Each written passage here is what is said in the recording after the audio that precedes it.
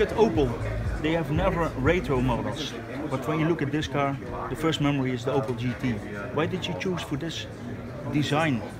Well, actually, it's not retro. Retro is if you take elements out of the past and translate it right one-to-one into the today's world, and that's not what we have done. I think what was important for us to catch the feeling, the zeitgeist of the time. In the 70s, that car was super modern. Now take that feeling of the time into today's world. That's what gives you this freshness and advanced look of a vehicle.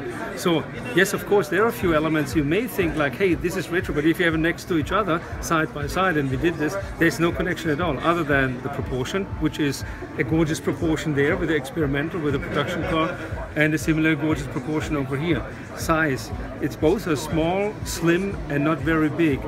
But it's big enough to give you the thrill for the drive, and gives you the thrill for a heartbeat, and kind of, you know, your hair go up once you think about driving it. So it's all about the feeling of the car rather than take a few elements out of the old one and throw it into the new one. If you think about it, there are 50 years in between. Yeah. If Erhard Schnell would have done that one at the time, he would have looked into 1915, you know, kind of the boxy cars at the time with freestanding wheels. He never did. And actually, Erhard Schnell, who designed the previous car, he was with us in the studio a few times, and he always said, hey guys, Opel never was retro, Opel always was forward looking, so don't feel tempted, just go for the maximum you can. And that's what we did. And how will you translate this concept to your production cars?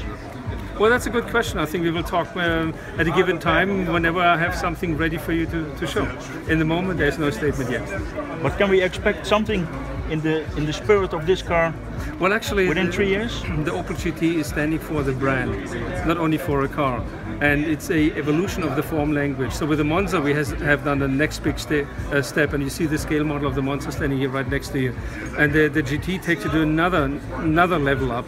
But what you can get is a lot of that flavor in quite a few production cars.